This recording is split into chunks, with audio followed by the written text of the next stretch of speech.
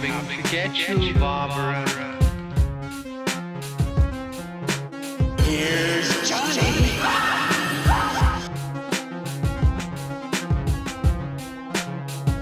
Like scary.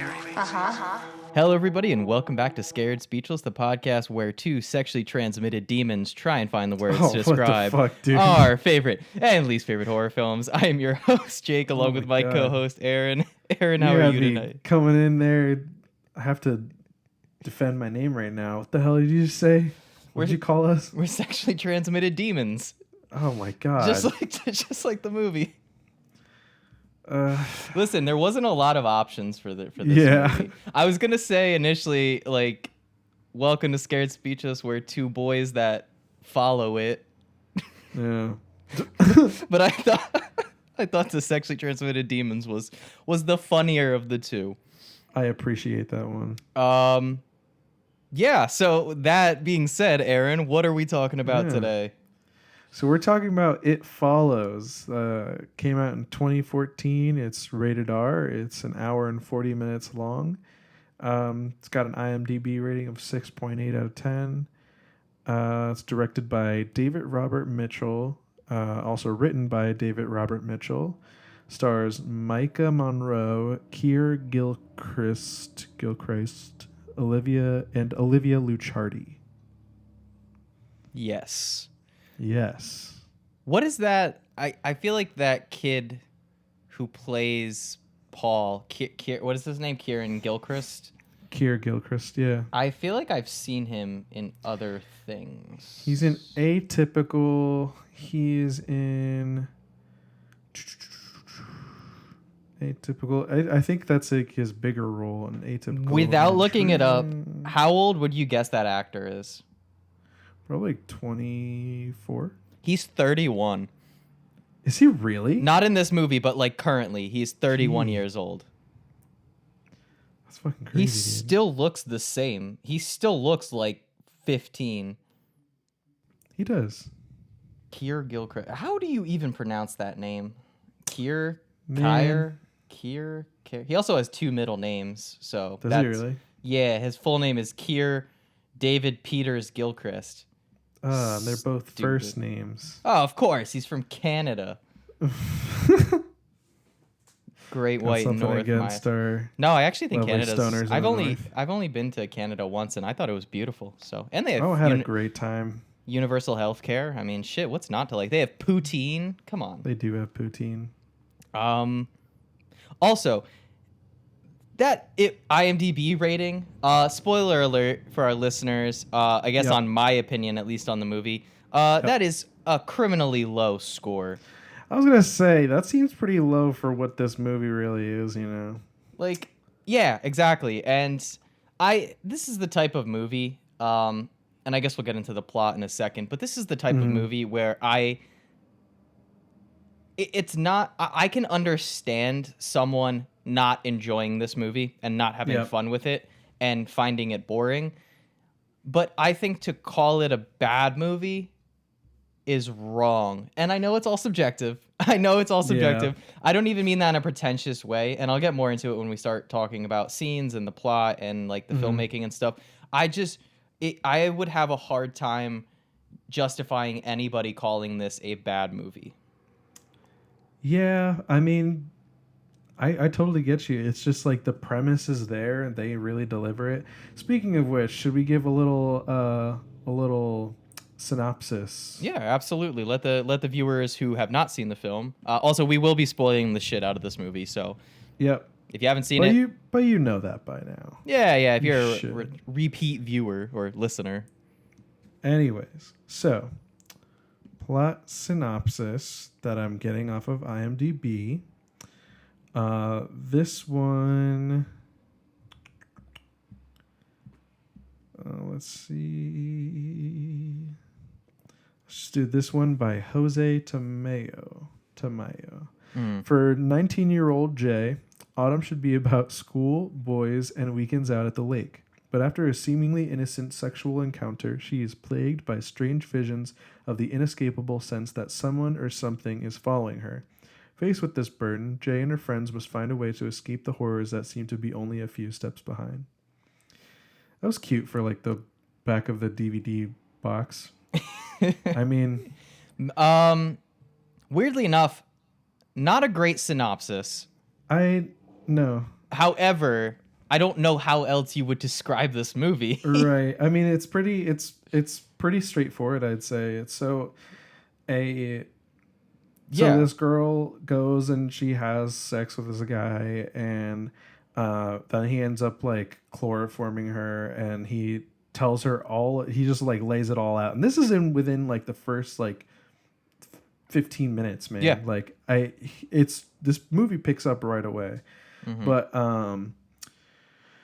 But so he explains that there's this thing that's been following him, and that it like kills you and it doesn't stop.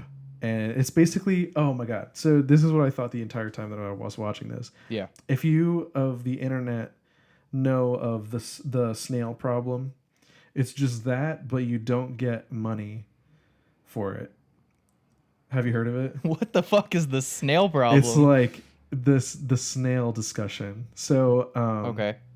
this is where you can accept $1 million, like $1 million bajillion dollars, like a lot of money, a great sum of money. Yeah.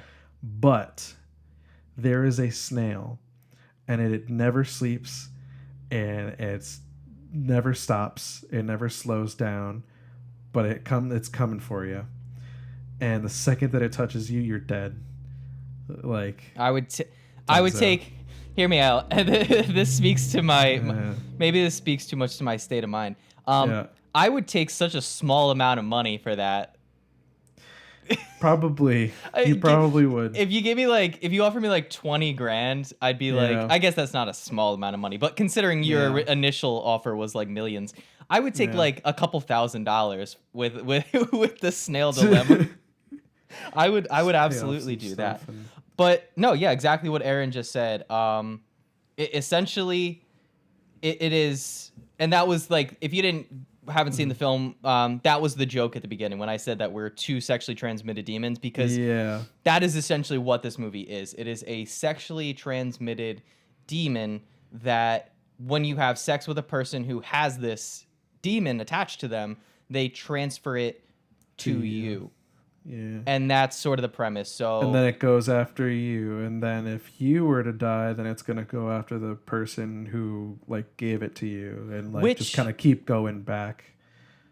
It is, hear me out. So, and I've seen this movie so many times, and it never clicked with me until this recent rewatch. But jumping around a little bit, because I do kind of want to talk about this movie in like a linear fashion, because I took a lot of notes, so I have a lot of good stuff to talk about. But around the midway point of the film, basically the main character Jay, played by Maika Monroe, which I'm just gonna put this out there now. I think Maika Monroe in this film is one of the most just straight up beautiful, attractive women that like leads in a horror film, in my opinion. Like I may put her in my top 5 for like horror female leads in terms of just, she's just so pretty. Like they even say it in the movie. Like one of the first lines of dialogue from one of the characters is like, because Jay has a younger sister in the film whose name I cannot remember, but fuck if I know, man. But they have another female friend, and the female friend talks to the younger sister, and she's like, your older sister is so pretty, it's annoying. And she's like, yeah, I know. And I fully agree, because I think Maika Monroe is so beautiful. But that aside, Jay and her friends, they track down this character, Hugh, who is the guy that she was seeing, the one who passed it on to her. They find out that... played... Sorry. No. What were you going to say? That guy is also in Fred, the movie. Which I fucking like loved that. I noticed that right off the bat. As soon as I saw him, like it got up close, I'm like, oh my God. He's Kevin, right? It's Kevin, yeah. He's in all 3 Fred movies. Oh, I know, man. It's awesome. And it's funny because what we sorry, it's a little tangent. You know what? Go for your thing. I'm gonna keep it in my nose. All right, you keep it on your nose. Right yeah. You can't see it right now, but he's actually touching his nose. Hey man, whatever helps. Whatever helps. Is that actually a memory tool? Because that's a pretty cool one. It's starting to not work the more you're. Well, now I'm going just on. not gonna get to my point. Dick. Go for it, man. No. So I was just gonna say, basically, Jay and her friends, they meet up with Hugh after tracking him down. They find an old picture of him, find his school that he went to, and find out that his real name is Jeff. And Yeah. during that scene, it seems like he's just finding out new information too, because he's like, I thought passing it on to you would end it for me, but I'm still seeing it. So it doesn't even seem like the initial rules of the movie are correct, in which you're led to believe just passing it on works, because he still sees it. I think, well, to respond to that, and I'm gonna have to fucking remember. My fingers off my nose now. I'm gonna have to fucking remember what I was gonna say. Sorry, but the thing about that, and I thought that was interesting too, because I had also thought about that. Yeah. But then I was like, no, I don't think that's what it means. I think it means like, since he already got it, he's able to see it. Like it was what was directly coming at him.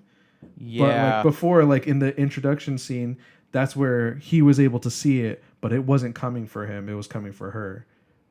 But like he has the ability now to see it. No, I literally just, as you were saying that makes 100% complete sense, because later on in the film, it's not coming for Jay anymore because she passes it to another character. It's going after the one character, Greg.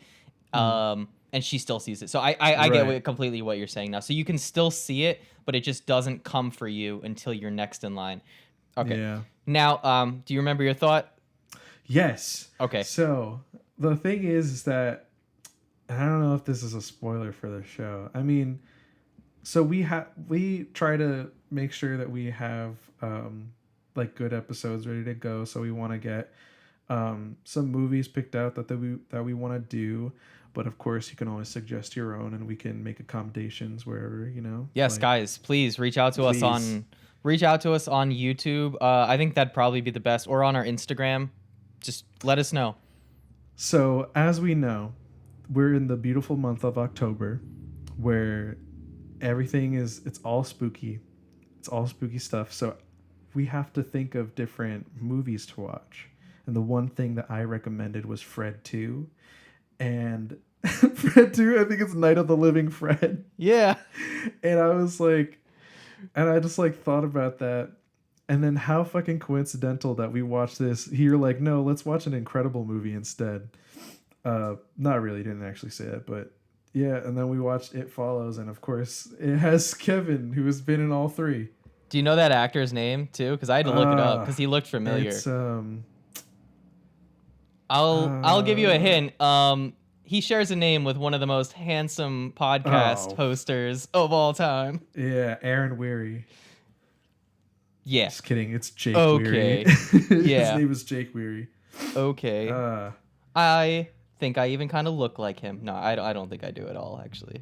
Nah, you're all about that Kurt Russell's son. Yeah, Wyatt Russell. Wyatt I always Russell. forget Wyatt. Wyatt Russell. Wyatt Russell. Looks kind of like his dad. A little bit. I should say. Similar facial features. But yeah. He looks a little bit like his dad, a little like his mom. Yeah, he's literally... There's certain... do you know what a Nepo baby is? Oh, I know what a Nepo baby is. Okay, so there's a lot of... Hawk. Yeah, literally that's exactly my example. That's like... Because she looks... Just a prime example. She looks exactly like her mom. Like, she looks so much like Uma Thurman, it's not even funny. So dope, though. So her brother looks just like the mom, too. Really? It's kind of crazy. Yeah. I have to look it up again. No, yeah, it's crazy when, like, because sometimes the kids come out and looking nothing like their parents, and then other times they're like carbon copies. Genetics, am I right? You mentioned earlier a point that I wanted to address, where you said that this movie really hits the ground running, like right off the bat. Yeah. One of my favorite opening shots. Oh, God. And one of my favorite opening sequences in any movie ever. Like, do you know the budget for this movie? I do not, but I'm betting that you do. I do. And it's because I think I've maybe mentioned this in our Babadook episode. But Babadook, if I'm not wrong, has almost $8 million more in a budget than this movie. Because unless I'm wrong, unless I'm misremembering, Really? I believe It Follows has a budget of just around $2 million. 1.3 million. That is Damn. for reference, guys, like there's movies in like the 70s and 80s, like 30, 40 years old that have higher budgets than It Follows, yet you would not be able to tell at all. Like right from the opening get-go, like we were just talking about, the opening shot of this movie is like this really cinematic 360 shot where it just starts on this like empty fall street in this like suburban Detroit neighborhood, which side note, I love the Detroit setting so much. Yeah, right. But it does That's this so interesting. it's such a like unique place to set a horror film that like I haven't seen done before. But there's this great 360 shot and you're so confused but intrigued because this girl comes running out of the house in what looks like what like a girl would go to sleep in. Like she's got like these little like they look like mesh shorts and like a mesh shirt or whatever, but she's in high heels, which is already weird because like why is she in high heels? That it doesn't go with her outfit. The music is eerie, and she's just running like from something. You don't know what she's running from. You don't see it. You just she see like runs out. She like keeps stepping back, and then oh my gosh! And what trips you out a bit is like the neighbor was like, "Everything okay?" And she's like, "Yeah." She's like, "You need help?" She's like, "No." But like she's also like freaking out, and like for whatever reason, this neighbor has no clue like what's going on. Person's freaking out about. And then her dad comes out, and he's like, "Oh, is everything okay?" And she like doesn't even answer him, and then she like goes inside. Then she comes back out. Yeah. I guess I'm taking over. It might be. No, dude, I love hearing you talk about it because it's so good. Yeah, and then she gets in her car. She goes out to like the beach. Like a little sandy area, and she's like sitting down. She's like, what did she? Am I remembering it correctly? Did she like make like a little video and says like she calls her dad? Oh, she calls. Yeah. She calls him, which and like tells heartbreaking. Him, like, oh, like I love you and all this stuff, and it was like really sad. And then she like hangs up, and then like the next scene comes in, and she's just fucking dead and like mutilated, like her legs bending the wrong way, and it's like, damn, something happened here. And I really like that introduction. Is so well done. It gets you into the movie right off the bat because you don't know what she's running from. You don't see it. You don't hear it. She's just running from something. And then, like you mentioned, she calls her dad, and it is like this like heartbreaking conversation because she's like breaking out into tears, bawling on the phone, and like it's not even just like I love you, Dad. It's like I love you. I'm sorry that I'm a shithead sometimes, or she says something like that. She's like, I'm sorry I can be such a shit sometimes, like apologizing to her dad. Yeah, and then not only does it just cut to a next scene, it is like a harsh cut, like immediately match cuts to the same spot on the beach. And it's just this like one thing I noticed too about this movie, other than it just having great cinematography, is cinematography is incredible, off the charts good, like so professional looking for a movie that doesn't even have a $2 million budget. But it's a very symmetrical looking film. Like it almost reminds me of like a horror movie version of like a Wes Anderson, where like the framing of almost every shot is so symmetrical into where the camera is set up, where the characters are. It's like you can see the grid, you know? Yeah, what I mean? exactly. You can see that grid, and it's so well crafted. But my God, when it harsh cuts to this like young girl, and like her leg, like you said, is just snapped in half and facing it's so fucked. And then it just like, and then I forget like if it cuts to the title. I think it cuts into the title sequence then. Yeah. But right from that if you're not hooked from that opening scene, like I don't know like what is gonna get you into a horror movie, because this is one of the best opening scenes I think I've seen in a horror film. Like gets you right into the shit. Man, I love reading some of these fucking tidbits as trivia. Some good shit. Is there like things that I really enjoyed about this movie and I thought were really interesting? It felt very like homegrown, you know what I mean? And I just like it's just like one of those instances where you think of like a really interesting premise and then it's like here's to hoping it's executed like well and like big old Hollywood it's like not too much or not very often, you know what I mean? And then you got this like small incredibly small budget like movie to do it just so well. And I Yeah. just thought it was so interesting and it felt very unique and I loved it, man. So But I think a yeah. couple things that I wanted to like kind of put out there because it's making me think about how I watch the movie and making me want to go back into it again and see how I feel. The one thing is that I wasn't sure. I won't lie, I wasn't sure about the acting some of the times. I think in particular the one girl that was like the older sister, I think. Younger sister, I think. Yeah, I think her name was Karen, which Though- felt appropriate because she like was complaining, I think. The one who's like always in knee socks in this movie. Is that hey man, I don't notice that sort of stuff. She like the Okay. not the there's the two sisters. There's the main character Jay and then the younger Yeah. sister with the brunette hair. You're talking about the younger one. Yeah. Okay. Yeah, think. she was not I don't think she was particularly bad. Like it never took me out of the movie, but I wouldn't say it was like a great performance. Yeah. I mean that's the only real thing is like I thought sometimes the acting was a little but I mean after that it's like everything is done so well like I really like you said the cinematography and everything like it was just so great. I thought what was interesting was the music.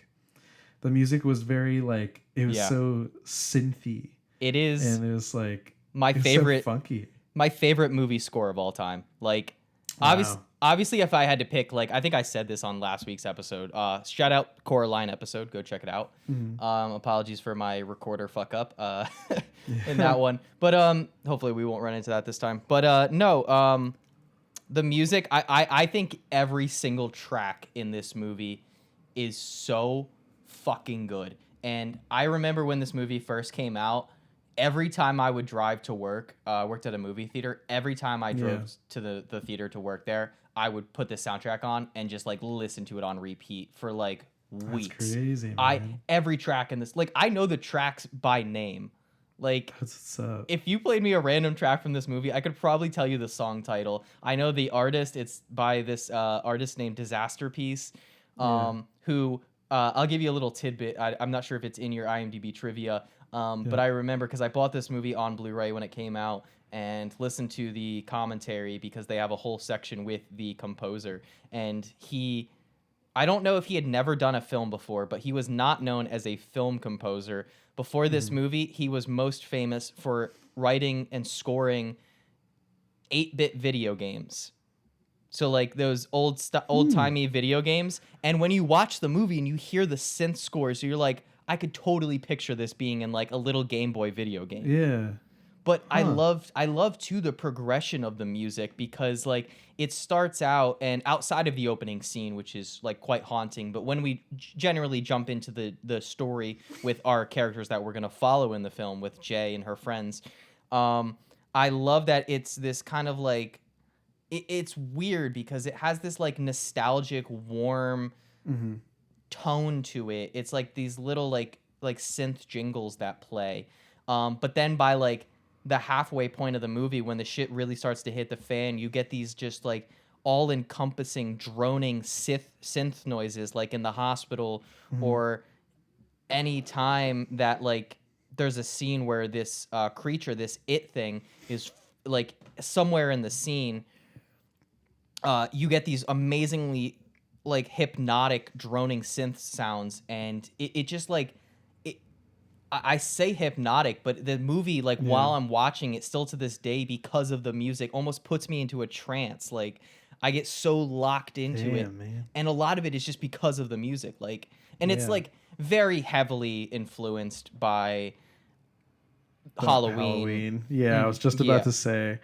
Yeah, it said David Robert Mitchell has cited the works of George A. Romero and John Carpenter as major influences on his style of filming and creative decisions on this film. Oh, dude. I feel I like mean, that's definitely like that's what I thought when I yeah. like I thought those two things is like when I would listen to it, I'm like, Well, well, dude. that reminds me of Halloween, Yeah. and it also reminds me of like like you said, like Game Boy games or like NES games, and It's I just thought it was so interesting. it's not even just the music. It's Yeah. like the entire plot. Like, I'm not sure like if you caught on to this, and I was gonna ask you, um, because I the first time I watched it, it didn't really click with me. But then upon like repeat viewings and looking up Mm-hmm. discussions about it, like so much of this movie is like poking fun in a way at 70s and 80s slashers and horror films, because what's like a common trope of the 70s or 80s? If you have sex in a movie, you die. Oh, What's like the main plot of this movie? If you have sex, you die. yeah, One of the cool little things too is, and I'm not sure if you picked up on this because again, it's another one that like I didn't pick up on, but yeah, you you see Jay's mother in the film, her face one time briefly for like 2 seconds.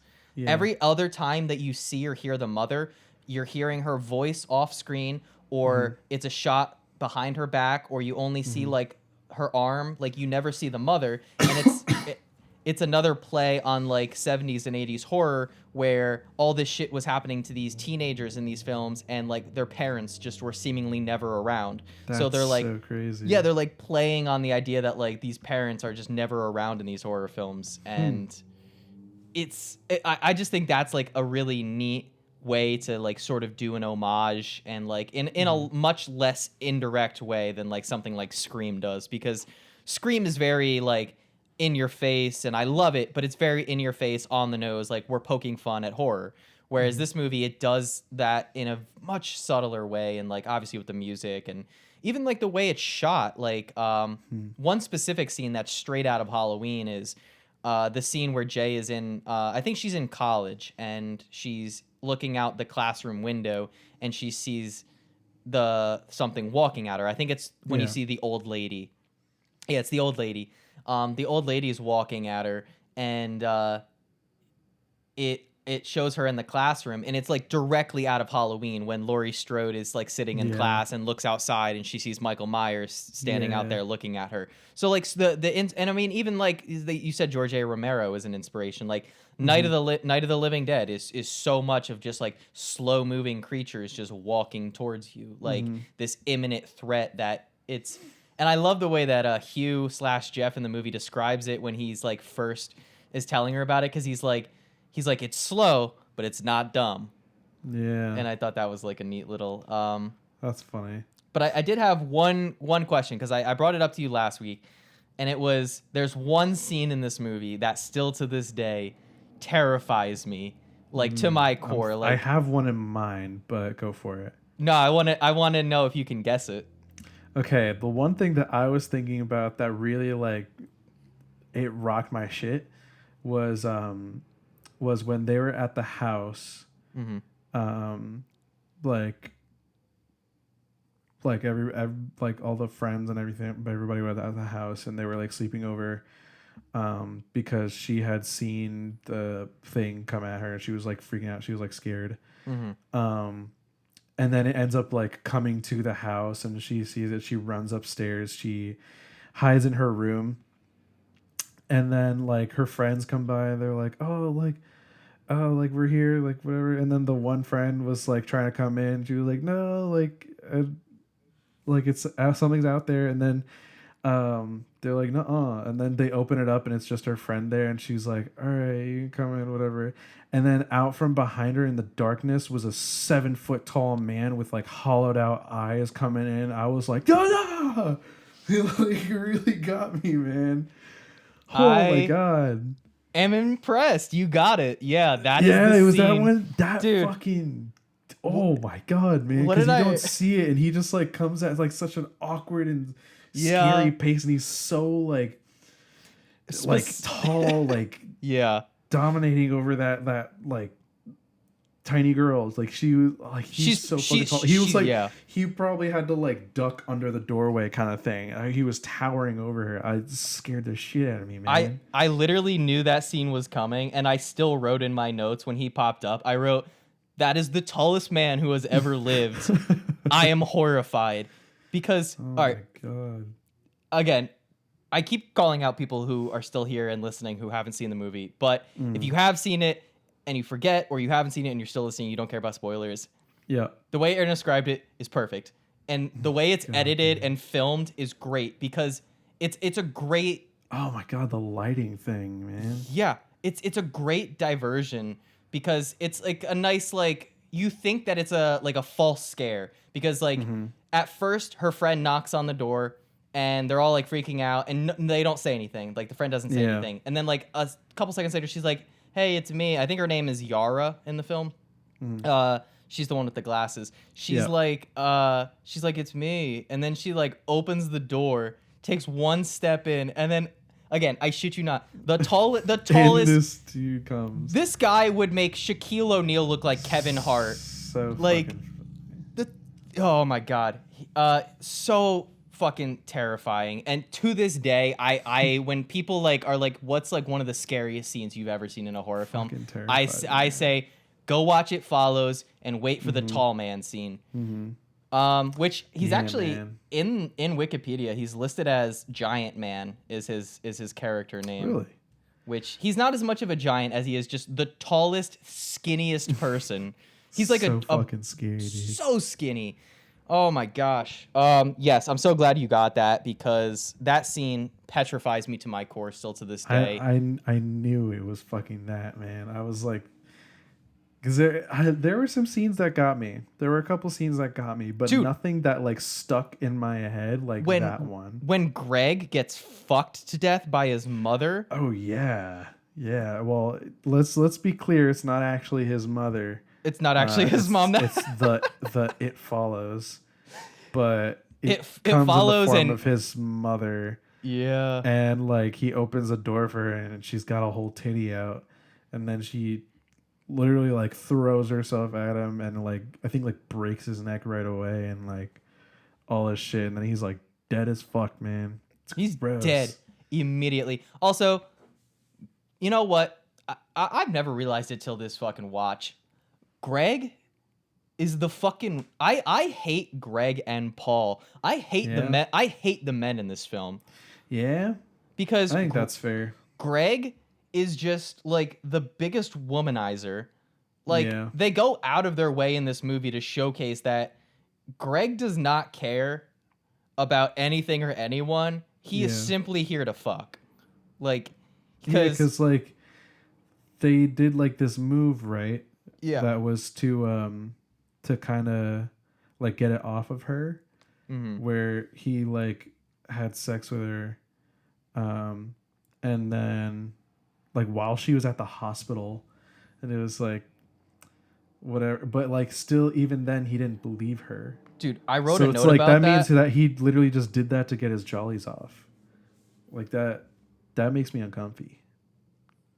Yeah, I wrote a note about that because that, for some reason, and not even for some reason, I know the reason because I wrote it down, but that is one of the most, like, uncomfortable sex scenes that I think I've ever seen in a film. God, yeah, man. Because, hear me out, it's a no-win scenario for Jay because there's two outcomes. The first outcome is that she's having sex that she doesn't really want to be sleeping with Greg. She's doing this to try to get rid of this thing. So in the first scenario, she's right and she's killing this guy. Like effectively, she is signing this guy's death warrant. Yeah. The second scenario is that she's wrong and she's just crazy. So like there's no way in which that's why watching her have sex with him made me uncomfortable because I was like, this is such joyless sex. You could see it on her face. Like Greg is just sitting there like thrusting away at her, and you see Jay's face, and she's just like she looks dead inside. It's not fun to watch. Like from at that all. point on, she's really just a shell of a person. Like feel I like at would be that point. too, And dude. it's like yeah, right. Like what it's, what do you do in a scenario? And that's at that what's point like it's not even a life, you know. that, and Like that's you're just what literally running for it, and it's exactly. crazy. And they try so many things in this movie to try to get rid of it. And we could delve into that right now. But the pool scene, Delving into that, yeah, go for it. I was going to say the pool scene because when this movie came out, I remember that being like a common criticism of this film is that people thought that the whole pool idea was really stupid.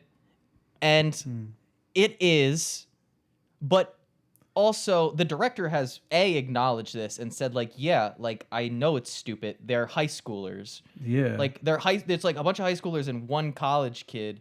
yeah.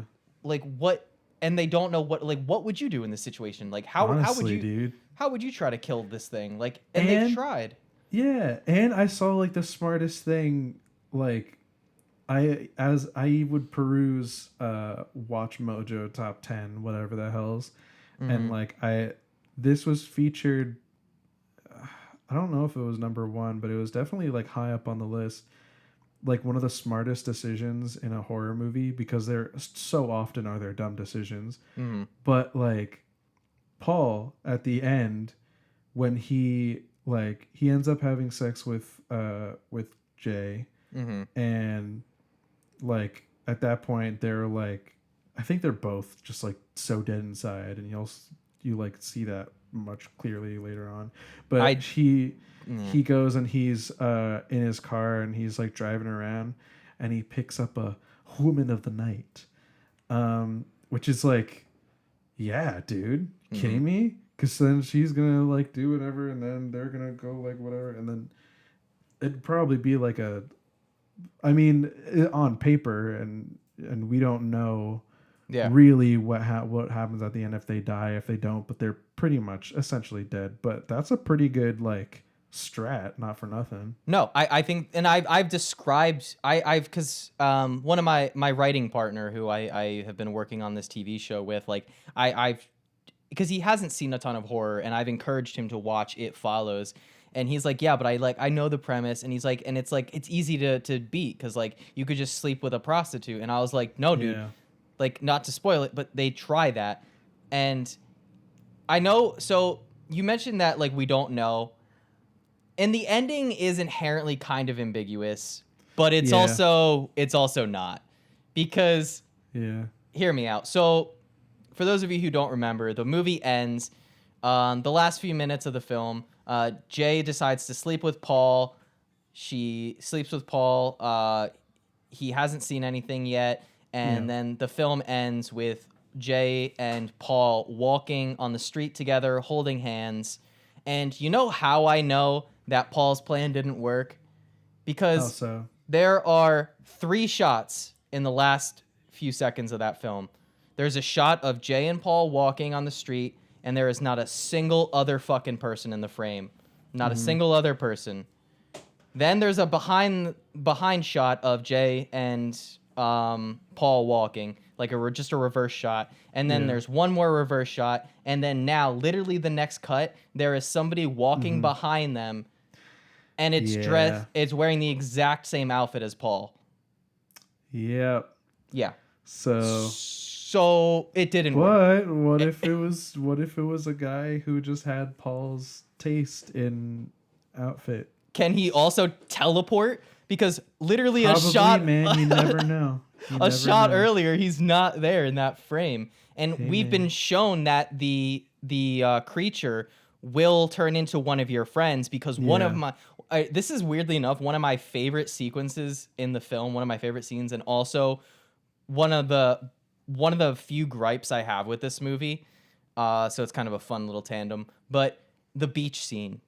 So they drive off because Jeff basically, when they sit down with him, he's like, Jay, it should be easy for you. Just, you're a girl. Like, anybody would sleep with you. Just pass it on to them or whatever. But he's like, listen, it's slow. Drive away. Give yourself some time to think about it. So Greg takes Jay, her sister, Paul, and their other friend, Yara, and they drive up to Greg's like family beach house or whatever. Yeah. And they're all sitting on the beach. And This is one of the smartest edited and smartest shot scenes in any horror film because they show a shot of Jay, Yeah. and then they show a shot of the younger sister, and then they show a shot of Paul, and they show a shot of Greg.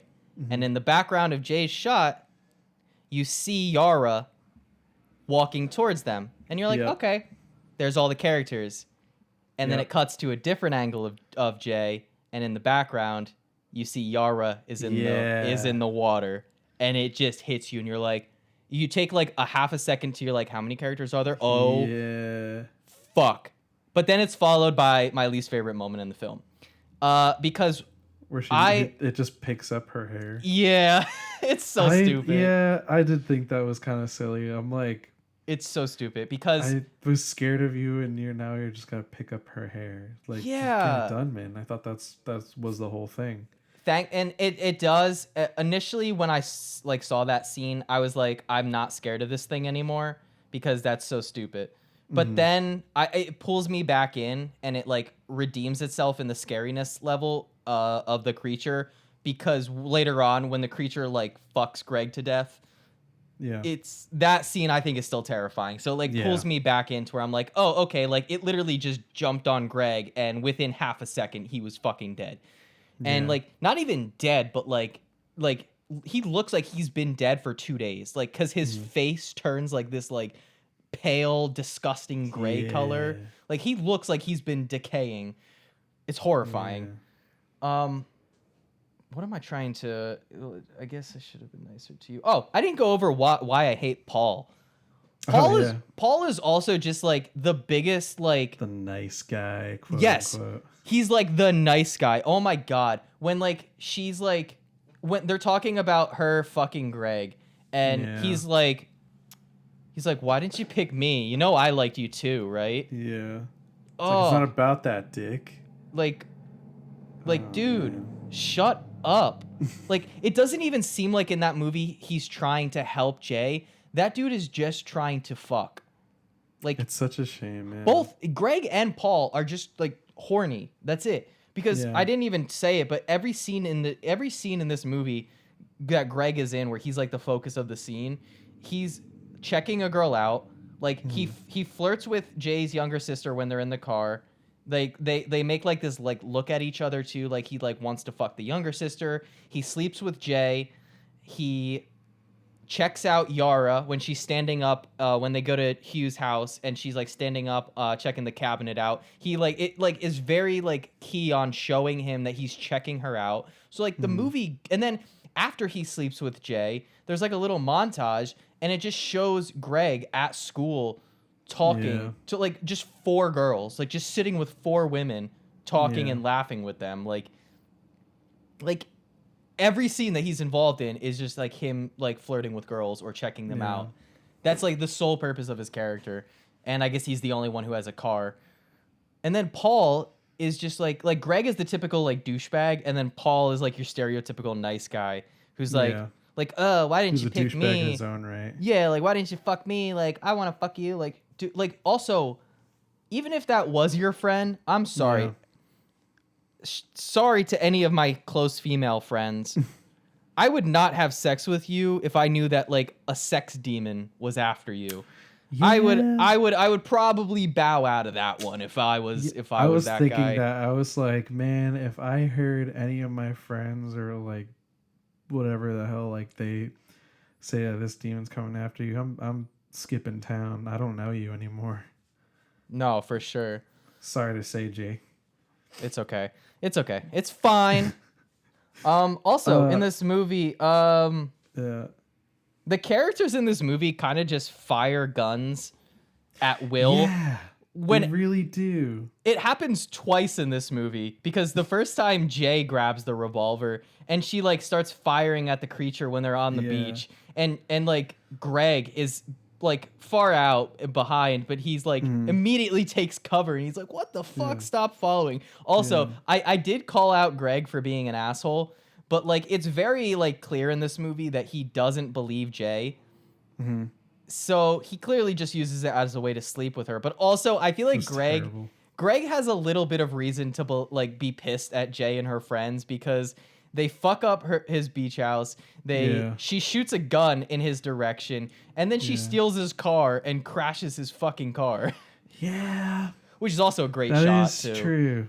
That was true. I remember It's that. like it's like a long take when she gets in the car and like follows her as she like backs out and drives off Yeah. and crashes it. Real again, like with such a small budget, there's so many shots in this movie that I'm like the level of effort and the amount of planning and calculating that would have been required to pull off some of these shots in single takes, because there's a lot of long takes in this movie and a lot of really great wide shots that I'm like just really impressed with how well this movie turned out visually. I think one shot / scene that I would like bring up for that like kind of point is like when the guy when Kevin was talking to Jay, like explaining like the rules and stuff like that. I think his name is Hugh. They think his name is Hugh and they find out that and then it's it's really actually Jeff. Jeff, yeah. Yeah, I think so. But yeah, so he's like explaining like the rules and stuff like that, and then like he's like pushing her around so she can see like all this stuff, whatever. Yeah. And like there's like she's in like a wheelchair, like bound, like all tied up and stuff. Like she can't like get up or anything. So he's like moving her around, and like so you can clearly tell like there was like must have been like a camera like connected to the wheelchair. And it was just like kind of going with her. It felt very like, Yeah. I don't know. It felt very like, It was a very creative shot. I liked it. It was a very great. creative shot. I liked it a lot. Just the framing of like not even just like that shot, but that like you said, that Yeah. whole scene, like it's so well shot, and like So that like well done. I guess it's like an abandoned parking garage. It kind of looks like, It looks like, yeah. which is an awesome location. Like Oh yeah. that's the thing. It seemed like in this movie they were like getting production value in like the greatest of places, because like when you watch this movie you're like even like when they go to the pool later on, it's like this massive building, like some sort of like Yeah. community center or rec center. Like a Y. Yeah, like a YMCA or something. Which again, like it's just like a simple location thing, but like as someone who's made a short film, like it's really hard to find locations that are Yeah. like fine with you filming there. But Yeah. yeah, this movie just looks like, cause what is it? I want to say The Babadook had a $10 million budget, and that movie kind of looks cheap. I like it a lot, and I like the screenplay, but that movie looks kind of cheap. And then you watch a movie like It Follows. Aaron's making a meanie face at me. Oh, I lied. This movie, Babadook only has a $2 million budget. Okay, whatever. Either way, both movies have a similar budget, and It Follows is just way better looking of a film. Looks way more professional. Like you could have told me, like if you told me that the Babadook had a $2 million budget, I'd be like, yeah, I can kind of see it. If you asked me that, like how much It Follows had, I would have been like, yeah, maybe like 15 mil, maybe. Like it looks more expensive than it is all I'm trying I to guess say. that's fair. I think that's fair too. That's my point. Is it looks more expensive than it actually is. have Oh, good. Yeah, what were you gonna Oh, say? sorry. Man, yeah, I have a couple things. Well, I've been kind of holding on to this one. Yeah, but yeah. It's the trivia that I thought was interesting and kind of like almost recontextualizes the movie for me, and like, so it's saying that the film's concept derives from a recurring nightmare the director used to have, in which he would be stalked by a predator that continually walked slowly towards him. And to kind of go off of that is this next trivia that I thought was interesting, is that the time frame of the movie is intentionally kept undefined so that it resembles a dream. Some of the cars shown are from more recent times. Many appear to be from the 60s to late 80s. Early CRT television sets are shown whenever the characters are watching movies.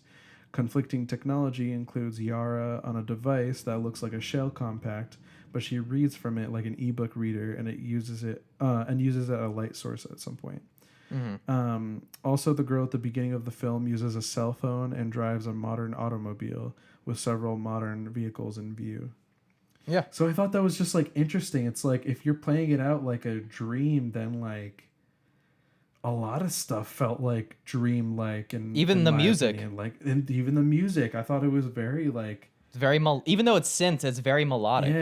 Yeah, it was so interesting, and like I knew I remembered feeling like that from time to time with this movie. Like I'm like, this is so like, it's so particular. Like it feels like something, and I didn't know what, and I'm like, yeah, it does feel like a dream. Well, it's Kinda. like, And also yeah. like I like with that detail like from before with the mom not like barely being there, like it also it does seem like kind of like like a nod to those like tropes. But I also thought it was interesting in the sense of like a dream where like they just kind of faces are there but they're not there, if you know Yeah. what I mean. No, yeah, and I get exactly what you mean. It is.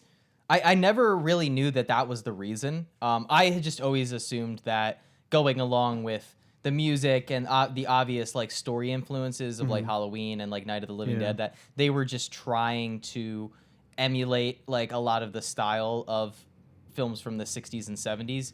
Yeah.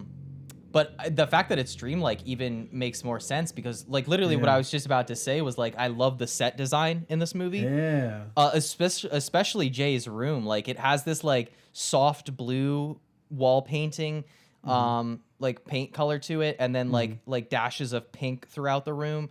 It's just very like aesthetically pleasing. Like even the way that some of the scenes are shot, specifically like indoor scenes, between the music and the visuals, it I get exactly what you're saying, like with the dreamlike aspect, because certain scores in this film are more horror based, but other ones do feel very like melodic and whimsical, and like you're trying to fall asleep, especially scores towards the beginning of the film.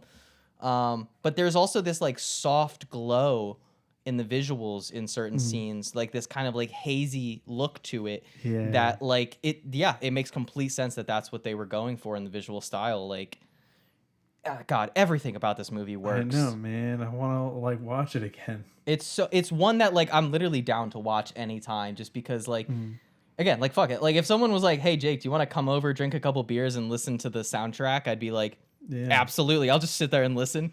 Fuck This was yeah. a good time. I love the music in this movie so much. Oh, another little nitpick. It goes along with like when it grabs her hair, but the shot where it, like the effect of like when it sends Paul flying, like it kind of hits Paul. Yeah. Like that Yeah. was a bad special effect. Like I never thought it looked bad until this time when I was I was watching. like, I was just like, kind of, "Eh." yeah, as it was happening, I was like, That's like the and then, one time and where then I after felt that, like, I was just like, all right. yeah, that was the one time where I felt the budget a little bit.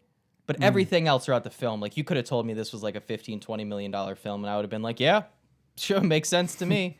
Oh my God, the scenes when like, I love the scene when they're driving through like the ghetto of Detroit, and Yeah. they're like the track, the actual track in the listing is called Detroit, and it's one of the best themes in the movie. But God, it's just like it feels like you're about to go somewhere that you're not supposed to go. It feels like there's a lot of tracks in this movie that just feel so ominous. Like I shouldn't, like whatever this music is indicative of is not something that's scary right now, but like I feel like I'm being led towards something scary. Like it's very guiding in that way, which also the pacing in this movie I thought was fantastic. I also thought it was pretty great. I Like it like, just moves very well. yeah, like it's an hour 40 minutes. It honestly doesn't feel that long for me. No, I thought it was a 90-minute movie. Like you could have told me it I was would 90 minutes. I would have thought it. I would have thought it'd be 90 minutes because it like it plays. It almost feels like a short, or Yeah. not like a short. Like yeah, like a short kind of thing. And I was like a short film. I thought, yeah, if it felt very like concise, and like I said with how it like picks right up off at the beginning. It's like, Yeah. Yeah, if you're a Yeah. director and you're like trying to make a horror film and you can't figure out how to start your film, take notes from this one. yeah, man. I'm trying to think. Is it my favorite opening to a horror film? Like, I meant to say, because I don't think we talked about it enough, but last episode's Coraline, I that's this movie's opening and that movie's opening are definitely in my like top 10 I openings. why can't I remember how Coraline opens? Oh, it's where she like sews. She like takes apart this one doll and sews Yes. the Coraline doll together. Which this is a retroactive tidbit that I found out after we recorded that episode. Was that if you look closely at the tools that that the Beldam uses, Mhm. she's not using like sewing like a sewing kit or it's like sewing tools. Oh, really? It's like what they do when like you're a dead person. What's it? Like scalpels? Well, yeah, but like what's that like job? Like a Like a cor mortuary, Mor- like a coroner. like a mortician?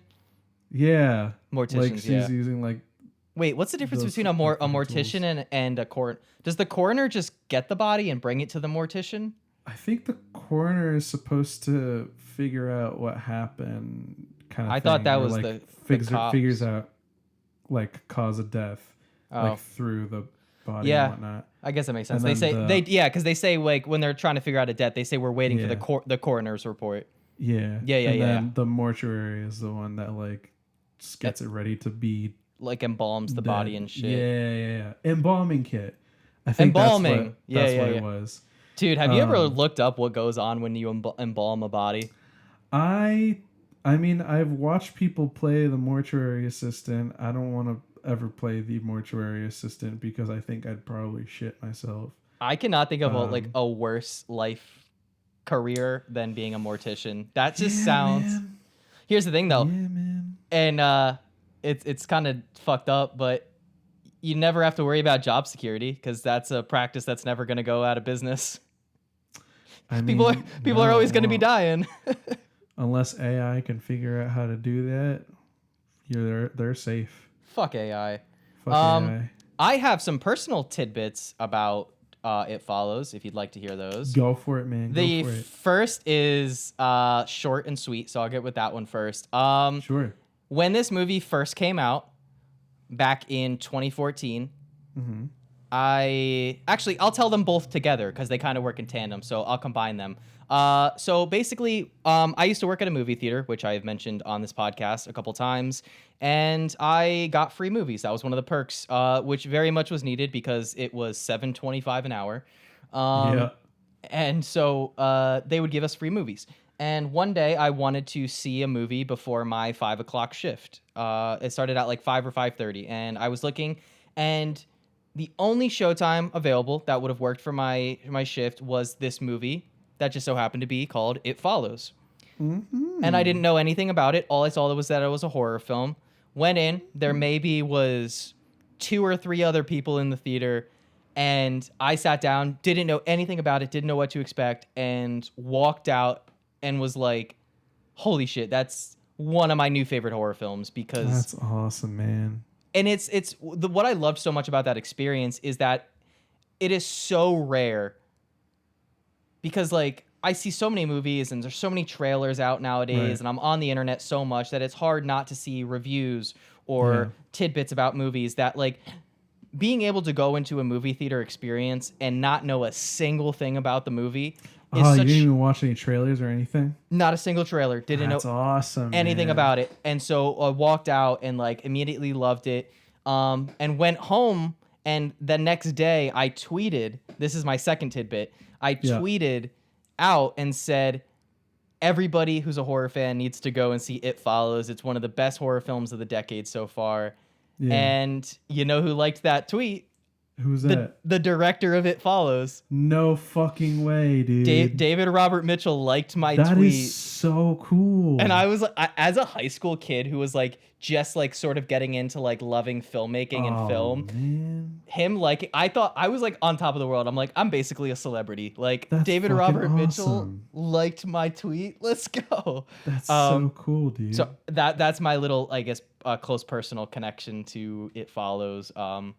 Shout out David Robert Mitchell. Come on our podcast. Please do. That'd be awesome. Yo, That'd be you gotta so cool, man. You gotta check out his second movie. It's not a horror film, but it's called Under the Silver Lake. It's that Andrew Garfield movie, and I watched it with my friend Michelle, who I used to live with. I watched it with her for the first time when it came out, and both of us after the movie were like, we looked at each other and we were like, did we love that movie or hate it? And still to this day, I don't know if I love that movie or despise it. So I need to get. Fucking watch that. It is the weirdest fucking movie I have ever seen. It is weirder than Thanksgiving. Which listen to our Thanksgiving episode because that one is an absolute blast. But Please do, I think I've literally talked about all my notes. We didn't mention it specifically, but you could have gotten it. But the atmosphere in this movie is off the charts good. The grandma at the school, I think, is terrifying. Oh yeah. Tall man, even the ghost kid who shows up at the beach, like he like pops his head out into that hole. It's one of the moment there. One of the few jump scares that I actually kind of dig is in that movie. And yeah, I love Micah Monroe in this movie. I think the directing is off the charts. Really well directed, really well shot. The editing is I think all of the technical elements in this movie, minus that one VFX shot where Paul gets hit by the creature. Other than that, salty about that, man. I'm not even salty. I just I feel like it would be an injustice to our listeners if I didn't at least point out the small flaws that I have in this movie. The gripes. Yeah, but I do have one more gripe. And this is an actual flaw I have because it's stupid and it doesn't make any fucking sense with what the rest of the movie has established. When they're leaving the house to go to the community pool, there's a shot and it's when they're leaving and it's like a POV shot of Jay's point of view in the car, and she looks on top of her house and there's a naked man, like an older naked guy standing on the roof. And I just thought that was fucking stupid. Like, cause like that felt like a shot where the director was like, this makes no sense, but it like inherently sounds creepy, so I'm just gonna do it. But like to me, it's like why the fuck would this creature just be standing on the roof? Like its whole thing is that it walks at you and it it follows you. So why the fuck is it standing on the roof? Yeah. I don't understand. I guess it would be pretty hard if like they were driving away and he was just kind of like That would have been a better shot in my opinion. That probably would have been a better shot. Like but imagine they really would have left them in the dust is the only thing that I'd be thinking of. Yeah, but they do that multiple times in the movie. I guess so. Like guess the whole. So. Well, the whole, it wouldn't have been as fun to look at as a viewer, I guess. I think it would have just worked better for the movie had it been like maybe like a static shot outside of like the rear view window, right. And just like in the like as the car is driving away, like you see like the thing walking closer and like towards the car. That could have worked for me, but anyway, that's one shot that I felt like I wanted to bring up. That I was like, that's not great, but I get you. Also, finishing up thoughts and notes and whatnot. Jay takes an absolute beating in that pool. Holy shit. The creature is like throwing TVs at her and chairs at her, and she's getting like smacked in the head, and I'm pretty sure like fucking walloped. Pretty sure she gets like hit in the arm like with a big ass radio or some shit. Like but either way. I also thought it was funny. This is probably a couple things actually. One thing that I see right here, it's in front of my face. I figure I may as well read it out for Yeah. Go for it. J is short for Jamie. A tribute to Scream Queen Jamie Lee Curtis. Hell yeah. In the film, Jay has a sister named Kelly. Jamie Lee Curtis also has a sister named Kelly Curtis. Well, That's if you guys like Jamie Lee Curtis, you may be excited for one of our late October episodes. You know it, man. You know it. Stay tuned. Stay tuned. Um, But fuck. What else was I gonna say? Shit, damn it! You fucking. Oh, yeah, I remember.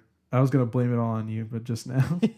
But I thought it was what I thought was funny was that at the beginning of the movie, the one girl Yara, um, like I think like Jay asks her what she's reading, and she's like,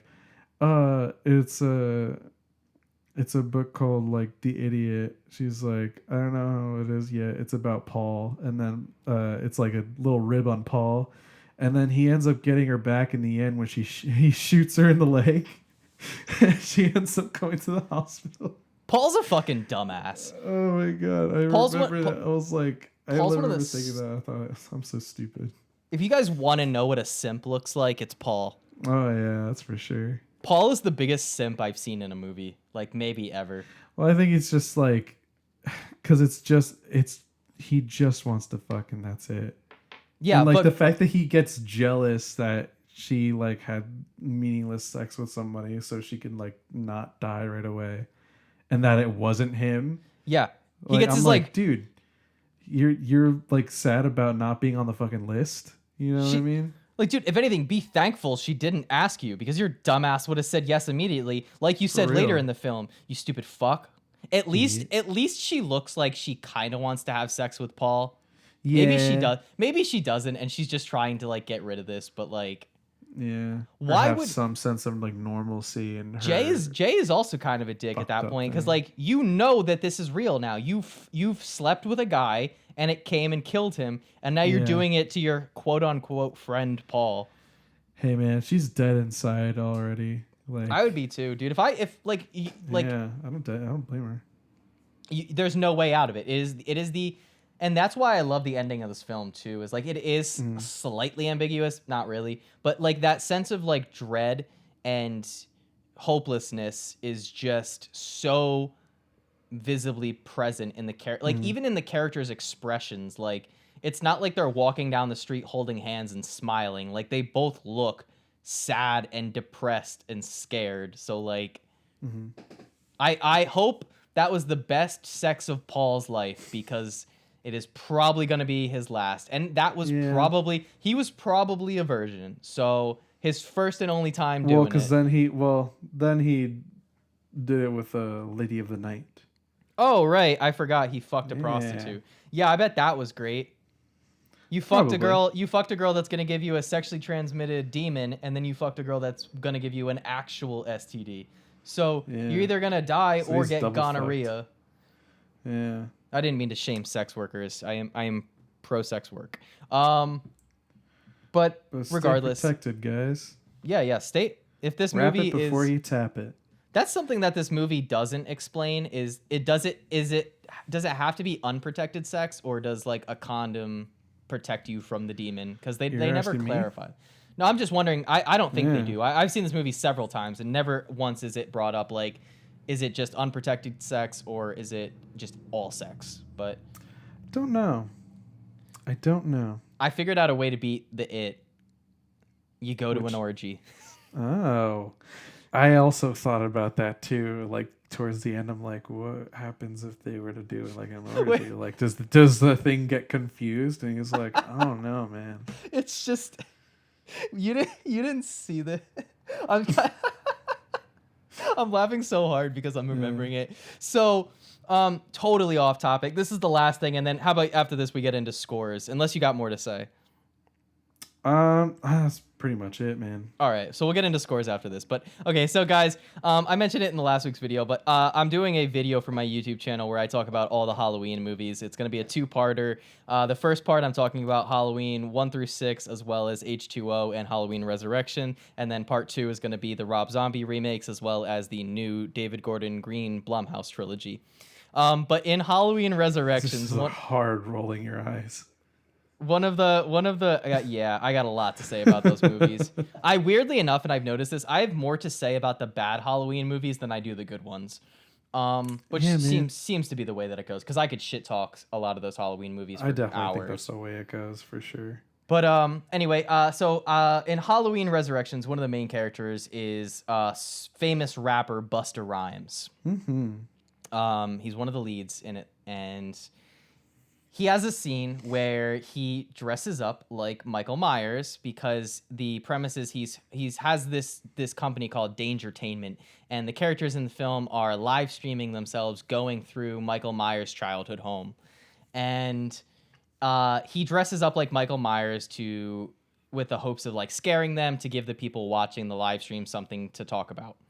However, while he's walking around in this fake Michael Myers mask, he runs into the real Michael Myers and goes on what feels like a 4 to 5 minute rant where he's like, I'm trying to make some motherfucking money. Y'all up in here fucking my shit up. Because he doesn't know that it's really Michael. He thinks that it's one of his employees. Yeah. And he goes on this tirade for like 4 straight minutes, and the whole time Michael Myers is just looking at him.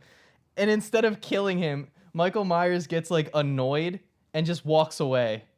Does he really? Yeah, it's one of the funniest scenes in any horror movie ever. Oh my God. I mentioned it in the video, so you guys, by the time this episode drops, the video will be out. So go check out my Halloween video. Part 1 will definitely be out. So if you're a fan of the Halloween franchise, give that a watch. But yeah. But imagine the it creature is like walking towards the person, and like they go to an orgy. And like I just figure out like it's just gonna like stand there, and it's just watching like 15 people fucking, and it's like, Oh my God. it just like looks around and it doesn't know what to do, so it just like turns around and walks away. It's like, yeah, well, fucking, yeah.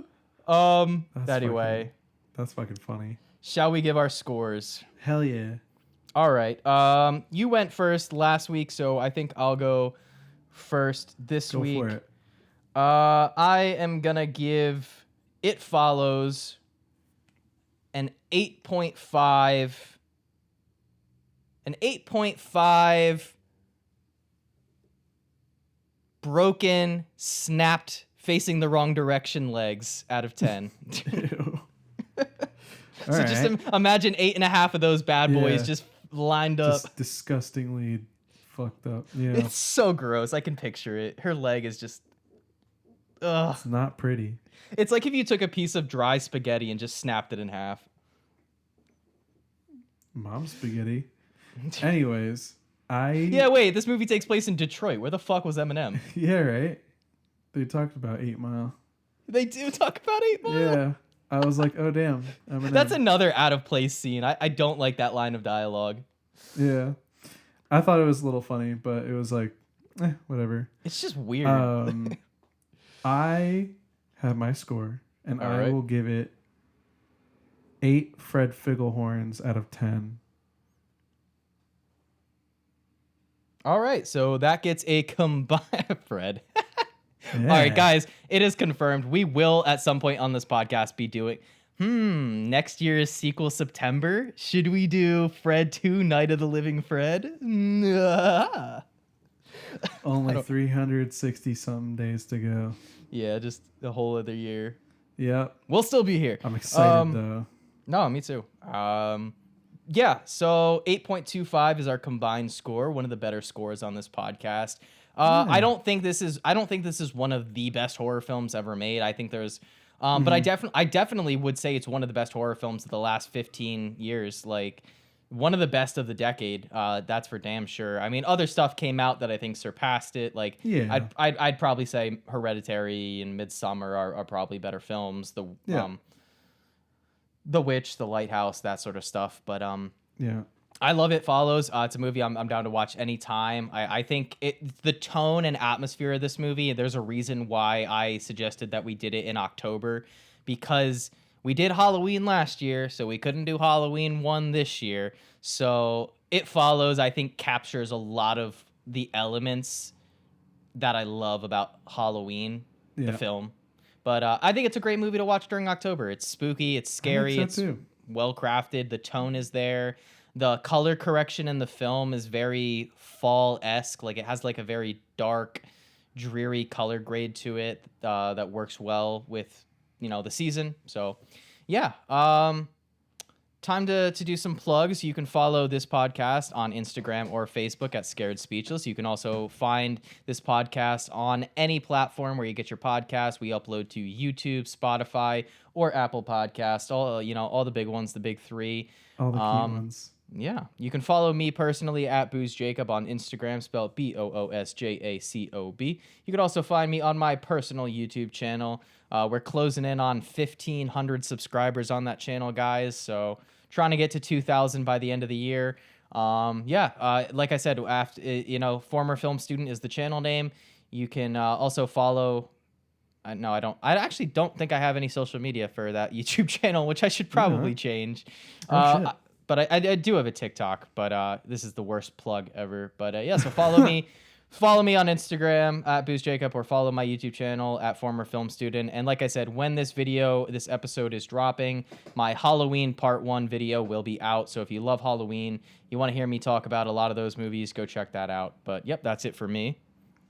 And for me, I just have an Instagram that's at Vixatic, VIXATIC. Don't worry about what it means. I have personal stuff on there. I haven't gotten around to posting yet. Probably will, because, I'm all about Halloween, and I got my costume picked out. Ooh. I'm excited. Don't spoil it. Just send me a picture of you in it. I'm not going to spoil it. Yeah. I'm going to do exactly that. All right. It's nothing too crazy, but I like it. I'm excited. I think us horror fans will appreciate. Let's go. I think I know what I'm going as, too. Yeah?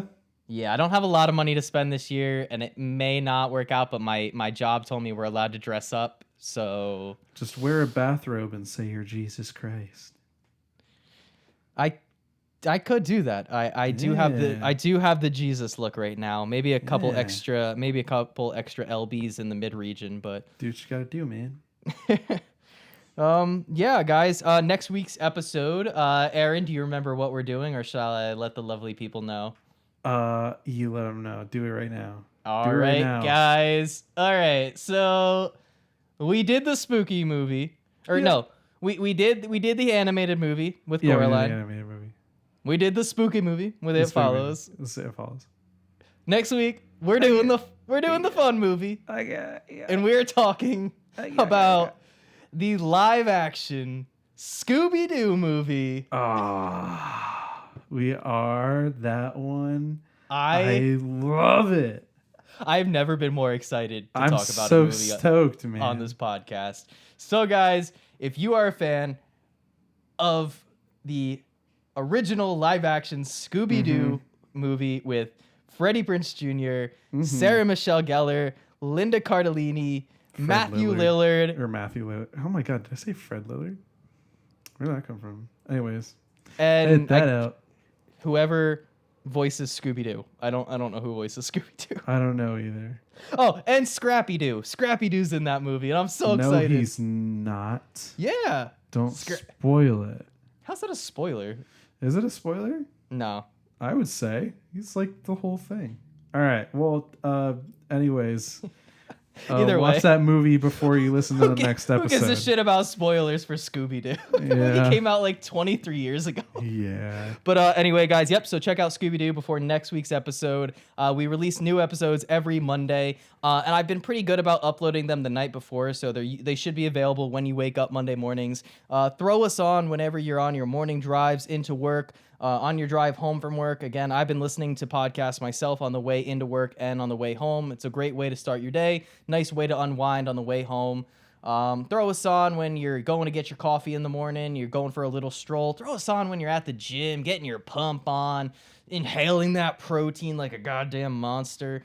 Just throw us on whenever you have 45 minutes to an hour to listen to two great guys talk about horror. Throw us on when you're... when you're getting busy with a lady of the night. Throw us on while you're wrapping it before tapping it. Yeah, throw us on when you're trying to escape a fucking interdimensional sex demon. Yeah. A shapeshift a shape-shifting demon, which I don't know if we covered that, but it is a shapeshifter because Oh it, yeah. Yeah. Yeah, we said something about it. You were like, it takes the form of the friends. yeah. So it looks like Yara. Yeah, it can look like anybody, or it can look like someone you know. It's cool. Check it out. It's pretty cool. But yeah, guys, that is it for this week's episode. As always, thank you guys so much for listening. Thank you guys. We've gotten a decent amount more listeners recently than we have in the past. So if you're new to the show and you're new to the podcast, welcome. For those returning frequently, welcome back. We love you guys. Let us know in the comment section of YouTube. You can also DM us on Instagram. Let us know what you guys would like to talk about. We also don't have to do specific horror movies. If there's like horror related topics that you'd love for us to talk. I think Yeah. once we get Aaron a little more versed into some horror classics, I want to do like a horror movie draft where That'd be cool. where like maybe for one draft we draft like 6 movies, like one from the 60s, 70s, 80s, 90s, 2000s, 2010s, and then we post them both and see what who people think has the better movie selection. Yeah, man. Or something like a draft where you pick one movie, one female final girl, one killer, one supporting character, one soundtrack, and that sort of stuff. So that'll be fun, but that's down the line once we've gotten to, because there's some classics that I know Aaron would include in those drafts when we There's a do few. those. So There's yeah, a few so in there's. there. Speaking of, that I'm thinking about God, now. I just rewatched Hellraiser. Yeah. God, oh, I want to do that movie on this podcast. I gotta watch it. Dude, watch it this October. Oh my God, dude. It might be like an underappreciated masterpiece. There is one scene in that movie that, like, I was home alone watching it the other night and I just started clapping in my room because I was like, bravo, that is how you fucking do it. I think I know what scene you're talking about. I haven't watched it, but I've seen clips of it, and Yeah. the one thing is It's incredible. But we'll get to incredible. that when we do the actual When we do it, yeah. Because we All right, definitely guys. will. Yeah. All right, guys. Well, thanks again for listening. Like I said last time, next week's episode is the live action Scooby-Doo. So make sure to check that out. Give that a rewatch if you haven't seen it in a while. We will be spoiling and discussing all of it. But that is it for this episode, guys. We'll see you on the next one, and goodbye. Bye.